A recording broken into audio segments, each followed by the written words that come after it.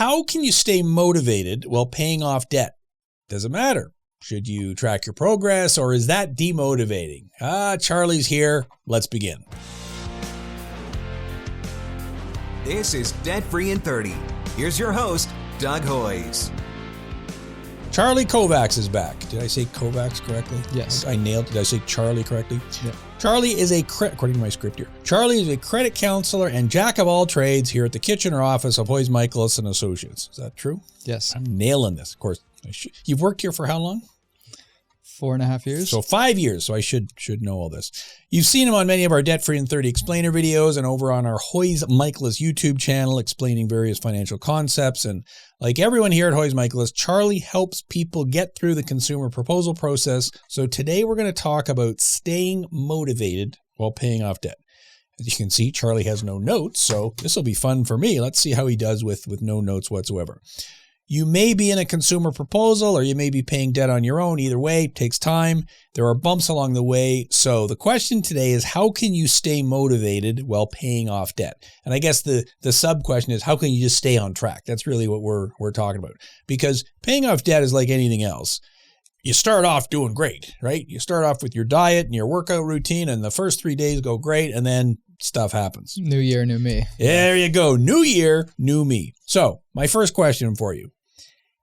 Does any of this really matter? Like, are we just making up a show for no purpose? Is it important to track your progress? Does it help with motivation? Or it's not really necessary?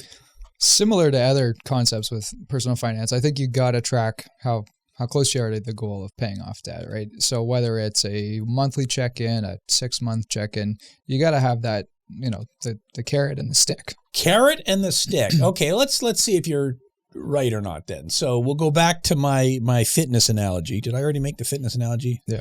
It's been 45 seconds. I forget what I already said. So there's 2 ways to do it, right? Systems and goals. Goals is I want to pay down $5,000 of debt by April the 27th. That's a very defined goal. You know where you're at. And it's pretty easy to see if you're progressing. I got to pay off $1,000 every month for 6 months, whatever it is. But the other system would be, every paycheck take X number of dollars and put it on my credit card, and then I just pay my bills normally. So in the second system, is there any need to track anything at all, or you just get on with your life?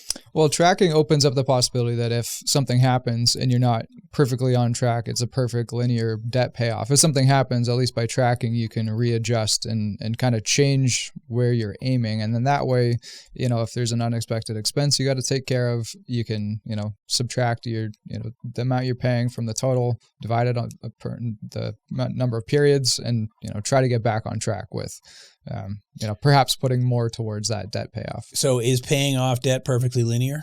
No. That's not how life works. No. There's always going to be something, right? Yeah. It's a guarantee. There's going to be an unexpected expense. It's either going to be now or it's going to be later. So you have to include that when you're making these assumptions, is that it's not going to be 100% perfect. The ball is not always going to have a good bounce for you. Sometimes you got stuff you just got to deal with. And so by having your progress tracking, okay, well, here's the line I was supposed to be on. I'm a little better, I'm a little worse, and I make adjustments as I go. Or sometimes you plateau and you just, you have to make the minimum payment, or you're just making those regular payments. Maybe it's a consumer proposal and you're just making a regular payment versus paying it faster. Maybe you're just kind of treading water for a few months while you deal with whether it's a tax debt or an unexpected expense, family stuff happen, kid stuff. There's million reasons it could be. There's always something that happens. So, okay, using your, here's my line, I got to stick to it. What should I be doing on a daily or weekly or monthly basis to reinforce that? Or is it as simple as, well, no, you just got to do your check-ins and that's really the main thing? Well, daily's a tricky one. Maybe making certain decisions, like, you've always got the decision, do I want to, drive and go shopping somewhere? Do I walk? Do I take transit? Do I bring a lunch? Do I buy a coffee? Coffee. That's the daily decision right there. So bring your coffee from home then. Bring your lunch from home. Do those small things, but you're not maybe checking the amount you got of debt every single day. I definitely don't think that's a good idea. I think that leads you to mentally just be anguished all the time. But I think that, your daily habits, it's, getting to the end of your debt goal, it's a million little decisions that you made along the way. It's not 6 big swings you took with the bat. It's like a million little practice things you did. It's bunts. Yeah. So now we're recording this at shortly after 1:00 in the day. Normally we record in the morning, but we're going hardcore today. Did you bring your lunch today? I did. Yeah, so did I. So there you go. So in my case, I'm just too lazy to go out, but I guess it was a good financial decision as well. So, and is there anything mind over matter here we should be thinking about?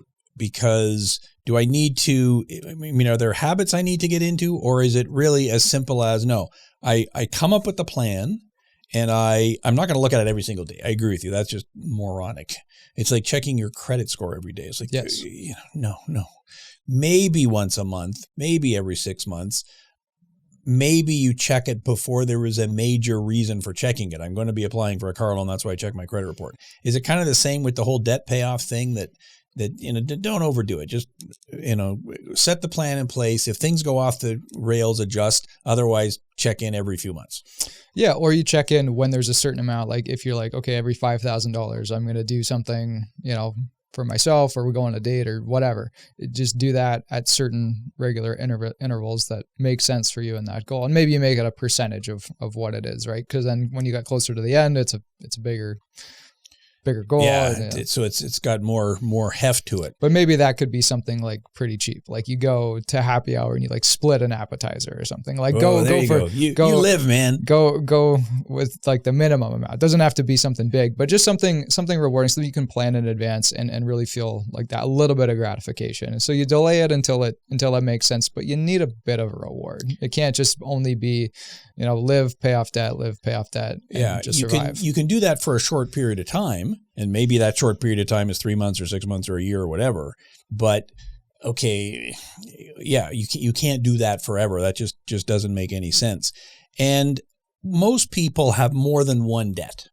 I got a credit card, I got this, I got that, whatever. So do you break it down by debt when you're looking at your plan, or are you looking at the overall number and nothing else matters?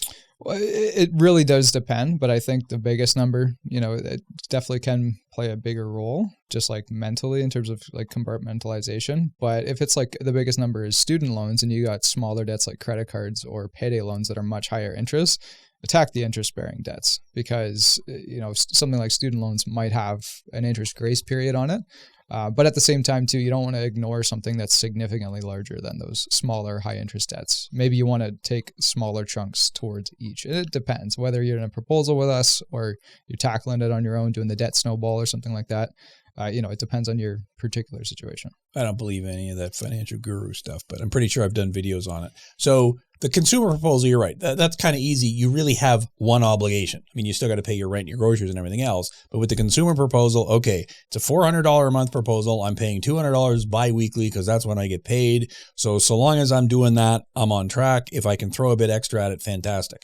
So you don't have to do a whole lot of thinking with that. And I know your advice to people is, well, can you pay $250 every 2 weeks instead of $200? And we're chipping away at it that much quicker. If you have a credit card, a bank loan, a car loan, a student loan, then do you agree with me that you definitely attack the higher interest runs first? Because from a financial point of view, that makes sense. Yes. So student loans in Ontario right now, which one has interest, which one doesn't? The federal doesn't charge interest at the moment. That's correct. And the provincial does. Okay. And we're recording this in the fall of 2024. If you're watching this in 2027, then, well, maybe the rules are totally different. They did a whole bunch of interest rate freezes. It was all related to COVID. Which was 4 years ago. It may still, they may still be doing it. It may have just changed. Yeah. Well, I believe the federal student loans still do not have interest on them. So they're not accruing interest. So, okay, well, if I got a choice between paying extra on my provincial or my federal, well, I might as well pay the provincial. Yeah, because I'm saving interest.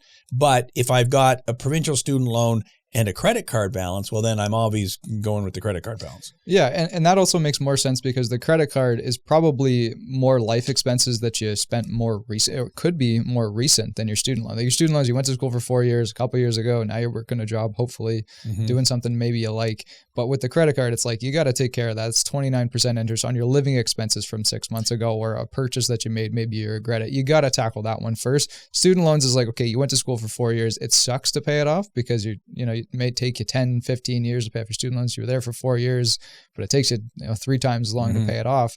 But eventually you gotta, bite the bullet and take your student loans and just really prioritize them. But maybe you do that after the 29% interest because it might never matter. I agree. And I think there's also a different impact on your credit report. So if you're carrying credit card balances on your credit report, that's different than carrying student loan balances. Yeah, well, one's a revolving product, right? The credit card's revolving, and student loans are installment. So it depends on what your particular mix is. But if you're looking for more revolving products, like maybe a line of credit or something like that, if you have a bunch of credit cards, it's going to make it more difficult versus that one installment loan. Yeah, it's going to affect the total and gross debt service ratio. Right. So whack away at the credit cards.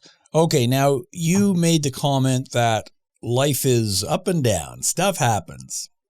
And I think that's true. I think that's true for absolutely every human being alive. So what is your advice for that person who does what you suggested, like come up with a plan, and I know how much I got to pay. Here's what I'm paying on my consumer proposal. Here's what I'm paying, if I'm not in a proposal, my credit card, whatever. I figured out spreadsheets and they all interlink and tab. It's wonderful.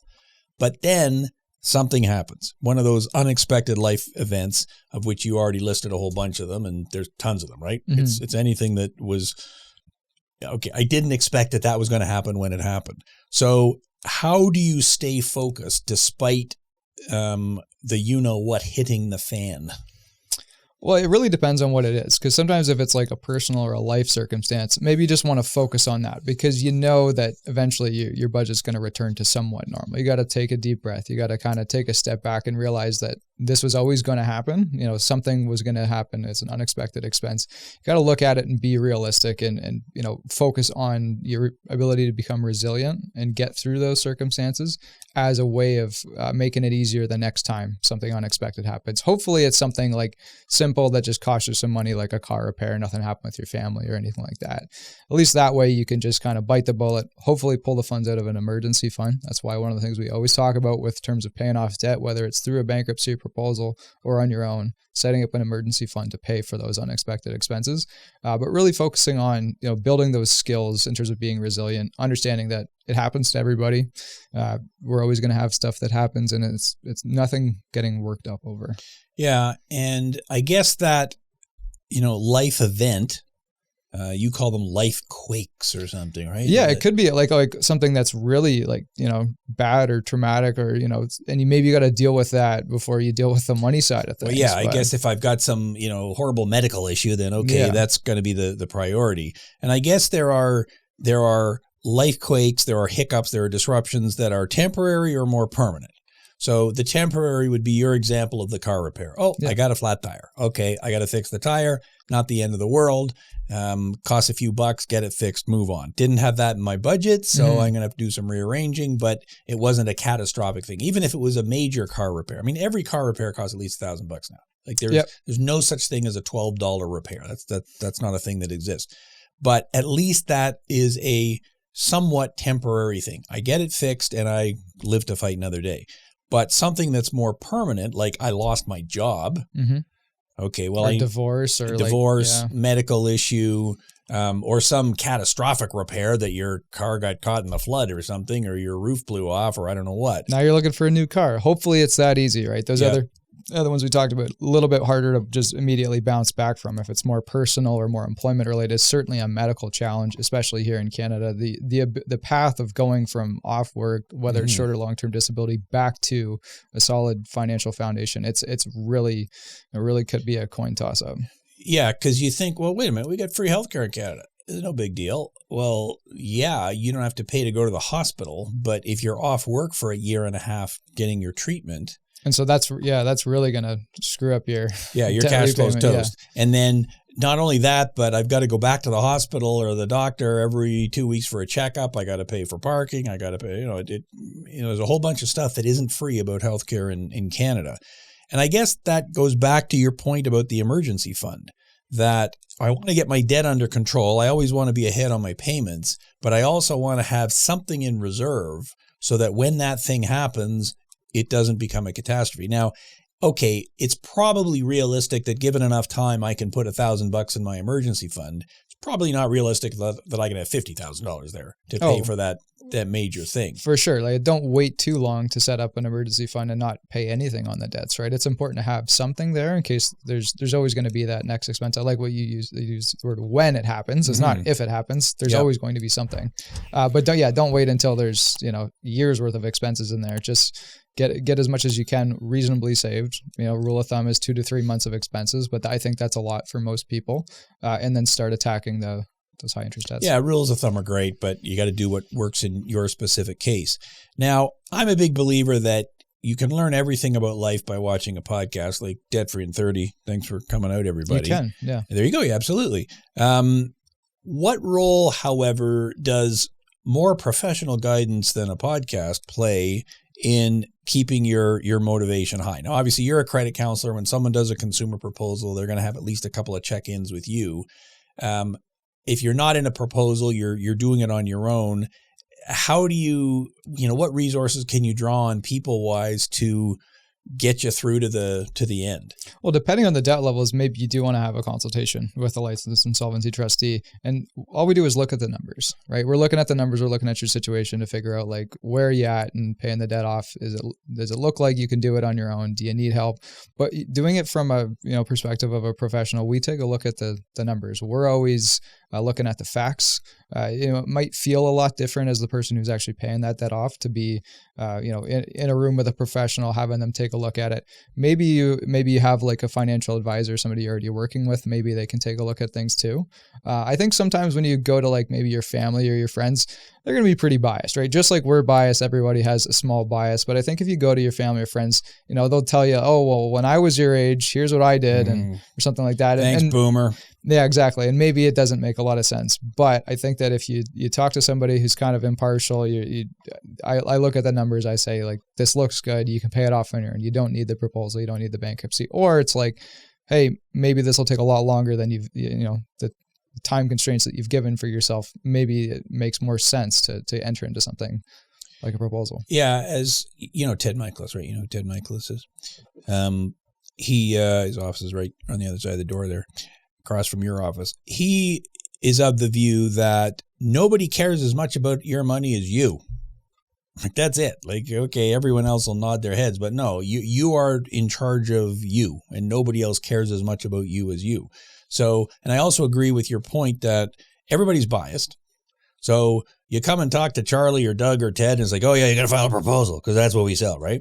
And now the truth is that of all the people who call us, it's like, I don't know, less than a quarter of them are going to end up filing consumer proposals. So it's not like we're putting everybody into that solution. I do believe that the reason we've been in business for 25 years is we try to find the right solution. However, there's no doubt in our brain that's the solution that's going to pop into our head. If you go talk to the bank, Consolidation loan, absolutely. Another credit card, that'll solve all your problems. You talk to a mortgage broker, well, we're going to refinance your house. Like, everybody. Or HELOC. Yeah, they're saying don't break the mortgage these days. Everyone's saying HELOC instead. Right. So, well, in some cases that's the correct answer. Yep, in some cases it doesn't. So, but I do agree that, okay, talking to family and friends, they're probably on your side. Yeah. But do they have the financial knowledge to understand all the nuances? Maybe they do. Maybe they don't. We have lots of people call us and say, well, my mother told me to call you. Okay, well, your mother's smart then. And then there are other people who say, well, I talked to my buddy and he said I just stopped paying and the bank will leave me alone. Yeah, that's not the way it works, dude. Not with the job you've got. They're gonna take you to court. So I guess it's a balancing act then between, okay, I think you listen to what others say. It's kind of like the media. Okay, we all know the media is completely biased. Every media, including the Debt Free in 30 podcast, I assume. So you got to look at this one, and this one, and kind of draw your own conclusions from it. Or maybe family and friends is where you look to for like support and a little bit of habit reinforcement and a little bit of like behavioral, maybe rewards and stuff like that there, because maybe it's not the professional advice you go to with the spreadsheet, the assets, the liabilities, the breakdown, but maybe it's more like, hey, I'm trying to save a little bit more. I'm trying to earn a little bit more, leaning on them for support, leaning on them for a little bit of advice, guidance, maybe more of the like rule of thumb, like just like kind of words of wisdom, encouragement, support, maybe the stuff that's outside the spreadsheets, the stuff that we do, the stuff that's a little bit more like touchy-feely, helping you along the way, helping you stay motivated. Well, and I'll give you two other things where family can help you. go visit your mother. You can probably get a free meal. Yeah, bring some Tupperware. Hey, Get bring some up. Tupperware. I don't know if they still sell Tupperware or not. I think they went bankrupt. But Rubbermaids. I understand what you're saying. Bring the containers, bring some leftovers, because your mother, I'm sure, happy to see you. The other area, and we're heading into the holiday season here, is, okay, I'm a little tight for cash. It's a good idea to have that discussion with your family, a month before Christmas, as opposed to, look, I can't do anything this year. Well, everyone else is tight for cash too. Maybe we can all together decide, yeah, we're gonna cut back a bit this year. We're still gonna have a nice meal, but we're not gonna give presents to 47 different people. And I'm sure everyone would understand that with the price of everything, the cost of living the way it is. You're not going to be the only person that's maybe feeling I can't commit to a bunch of big expenditures just because we've done it for the last 10 years or 5 years. Yeah, most people are in the same boat as you. Everyone buys food. Yep. Right? And that's more expensive than it was last year or 4 years ago. That's for sure. So yes, I think that's where family and friends can certainly be very positive. Okay. So I got a question here. It's on my script here. I want to read it to you and then you're going to give me your answer. How can people shift their mindset from guilt or frustration to empowerment during their debt journey? There's a lot of buzzwords in that question. Mindset, empowerment. So how do you advise people to handle the mental ups and downs? That's really what the question is about. I think the biggest focus is you just got to realize that by living within your means, paying down debt, you're building those skills and reinforcing the behavior that's going to allow you to reach those financial goals that you have. And throughout the process, it's going to be difficult and it's going to suck at times, especially when there's those unexpected expenses. But in the end, it brings you to a place where you're much more financially secure. And it's also something that, once the debt is paid down a little bit more, maybe you want to save for your kids' education, anything like that. Those rewards feel much more satisfying than the smaller gratification, Uber Eats, stuff like that you did along the way, maybe when you're tired or you're lacking motivation a little bit. Having those the anchors that bring you back in when you're, feeling low motivation. I mean, I think that's. So you need the small and the big. So you're saying, okay, the small would be, next Friday, we're going out for pizza or we're having, what did you say, hors d'oeuvres or something? I don't know what that meant. We go to happy hour. Happy hour, sorry. And then you split an app. But you just got to get the deal. But you got to have 12 beers with it. So I don't know. That seems expensive to me. But I agree. Every now and then you got to do it. So that's a small thing. It's not going to cost you $1 million or anything. But then the big thing or the longer term thing is my kid is going to be going to school in 15 years. Or I want to retire in 20 years, or I want to buy a car in 3 years or a house in 10 years, whatever it is. And so by, cooking at home instead of getting Uber Eats today, I saved myself a few bucks and that's going towards that long-term goal. So having that in your head. And it's building the skills of being resourceful and being resilient and not just, folding over as soon as things get difficult. That's the most important skill that you're building. By not giving up is you're being resilient, you're being resourceful. And I think that's the shifting of the mindset of feeling guilt or feeling shame or whatever. Give yourself a pat on the back and realize that you're building skills and you're exercising a savings muscle or exercising restraint, delaying gratification until it makes more sense, until it fits and aligns with your long-term goals. Yeah. And I don't know who it was, the famous guy, Thomas Edison or something. I mean, every failure he had when he was trying to invent the light bulb or whatever, I don't know what he did. I don't study history, but whatever it was he did, it's okay, well, that failure brings me closer to success because I keep trying the different kinds of metal I need to put in the light bulb. That didn't work. I finally found one that worked. And it's kind of the same with what you're describing, that, okay, I had a setback, but having had that setback, so I got a flat tire on my car. That was my setback. And in hindsight, I should have realized that was going to happen someday. Mm-hmm. And that it happens to everybody. You got 4 tires. Yep. There's a pretty high likelihood that one of them's eventually going to get a nail in it. Yep. So don't put yourself into mentally anguish and, I'll never pay this off. Don't fly off the handle. just get back to the system, right? Go back to the things that work, go back to the things you're confident in, because we've all had a setback. It's either going to happen now or it's going to happen later.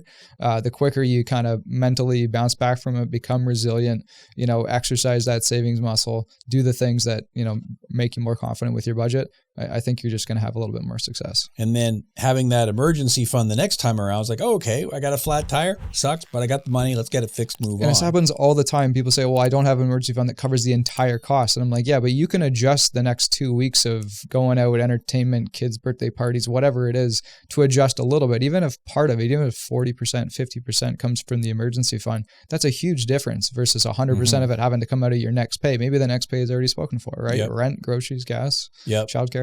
Yeah. I mean, if I've got $1,000 repair and I got $700 in my emergency fund, okay, I got to beg, borrow, and steal $300, but not $1,000. That's a lot easier. Well, depending on the repair, maybe the mechanic will say, yeah, give me $500 now. And they don't say, give me $500. Maybe you could, put down $500 now and then, pay some installments or something like that. Yeah. Yeah. So, and that's what you're talking about. It's okay. I bob with the punches. I get resilient as a result of having been through it. The more times I'm through it, the more, the better I get. And realizing that like the emergency fund, it's a tool. Like it buys you time. That's what the emergency fund does. It's not money that actually belongs to you. Eventually you're going to need it, right? The roof's going to fly off. It's not money that belongs to you. That's a very good way to think about it. It's already been spoken for, but you don't know what it's been spoken for yet. I never thought of it that way. That's pretty good. You should come back on the podcast sometime. So it's money that is already spoken for. It's already spent. It's already out the door. You just don't know what you're spending it on. Like it'll feel bad for 2 weeks when you pull money out of the emergency fund. You're like, oh, this sucks, whatever. But then you get paid again. You put it back in the emergency fund. You're like, okay, it wasn't that bad. Versus having to go and get a repair loan or they put a lien on your car, all these different things that happen. And you're like, oh, now I'm stuck paying 39% interest for the next 6 months or hopefully. That hurts a lot more. Exactly. And saving in the beginning probably hurt a little bit too, delayed gratification, but in the end it leads you to a much better place. Yeah, it makes a big difference. So you're a young man. I don't know how old you are, but you're like less than half my age, I believe. So are you I got to use an app, a spreadsheet, some kind of technology to track this, or are you a pencil and paper guy? Definitely apps. I don't really use a pencil and paper unless. Have you ever used a pencil before? Do you know what that is? Yes. You know what a number 12 means? Okay. Yes. So when you were in grade 2 probably or something. We use pens and paper for like rough stuff, taking down notes. But let's face it, you're remembering everything about your life upstairs in your head. The last thing you want to do is relinquish some of that control over your budget and your finances to an app or a spreadsheet or a program or something like that. I think you need a couple different things to consider, right? If you're tracking things like paying down debt or long-term financial goals, I think kind of like, again, that spreadsheet idea we've spoken about before, having that recorded somewhere, even if it's just on a table or on your phone or something like that, where you can do a little bit of math to figure out just basic subtraction, addition, to figure out how long you need to get to that goal. But in terms of apps, I mean, a lot of them now, they all do something similar, whether it's like You Need a Budget or any of these other ones, or like Every Dollar. They change your debt payoff date depending on how your spending goes. And I think that's an important consideration. And I mean, some of them cost a small fee, but I think seeing how your behavior with spending, like, more subscriptions versus less subscriptions, more sports or more dinners out, drinks out, whatever, changing, okay, now your debt payoff is, well, you wanted it to be March 2025. Well, now it's, May or something like that. And only how a few months could change that date by a few months. Like it's something where you can work with it a little bit, but at the same time too, if you're not going to check in with it, if you're not feeling motivated to use the app, then maybe you just go with something old school, right? You have a couple of values recorded, the calendar system, pen and paper, maybe that works better. Yeah. And I don't know what's going to work better for the viewer. You got to figure it out. We got to try something, right? If you try something and it doesn't work, at least you can say, okay, I know that it's more important to find out what you don't like sometimes than what works really well. Because if you try the app and you're like, it was brutal, it didn't help me out at all, forgot my password, I'm getting charged this monthly fee. Okay, keep it simple, just use the calendar. But if you use the calendar, you're like, you know what, I kind of nerded out with this. I really want all the analytics. I really want to track every single dollar. Well, there you go. Go for it. Yeah, and you're right. Seeing the graph and the second order derivative and all that, that's kind of cool. I can see where I'm going with it, and I didn't have to do all the... no derivatives, but sometimes even with your banking, they can even give you like that pie chart breakdown of like, gives you a percentage of your total. Okay, you brought in X amount and you spent 50% of it on, rent and groceries. It's like, that's like okay, that's not bad. That's pretty good for 2024. Yep. So I know where I am and I know where I'm heading. So, okay. So you get the last word then. What is actually you don't, because I'll say stuff after you talk, but I'm just being nice here. So what is the most important advice you give people then? Is it as simple as what you just said that get going, or is there more to it than that? I think you got to ask for help when you need it. I think you got to focus on the skills you want to develop. You got to focus on the experience you want to get out of the experience, like out of paying off the debt, whether it's with us or doing it on your own.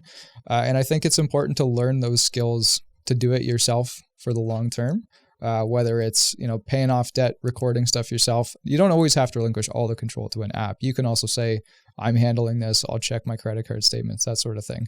But I think asking for help when you need it, there's a lot of people out there that, you feel embarrassed, you feel there'll be some judgment or something. The reality is a lot of times you need a professional to look at everything, come up with some answers, maybe a bit of a solution for you. But also too, like taking the onus on yourself and saying, I really want to learn how to do this. I want to learn how to live within my means. I want to, flex that savings muscle. I want to exercise that so that in the future, in 5 years and 10 years, 15 years or longer, I can work towards those financial goals, education, retirement, car ownership, home ownership, anything like that. The more you work that muscle, the stronger it'll get, and the less likely you are to experience like financial hardship again.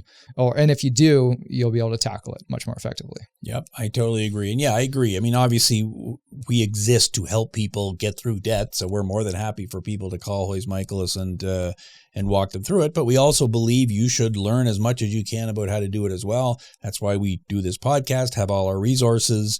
Early in 2025, we'll be coming out with our new budgeting course to go with our credit rebuilding course. So we'll announce that when it's ready.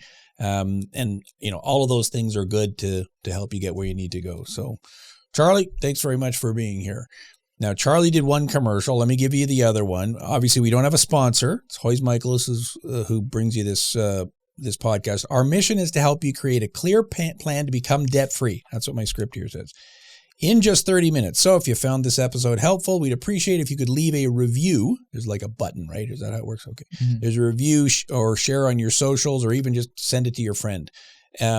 I've had a couple of people tell me that video you were in about the thing, I sent that to one of my friends. So that's kind of how it works. So it helps spread the word and supports people on their journey to financial success. Obviously, if you're watching on YouTube, please like and subscribe. Most people don't want to watch us. They like to listen to us. I don't know what that tells you, but we're on Spotify, Apple Podcasts, all the different ones. Again, new podcast comes out every Saturday. Like and subscribe, hit the notification bell. You will hear us every week. So for Charlie, thanks for listening. Until next week, I'm Doug Hoyes. That was Debt Free in 30.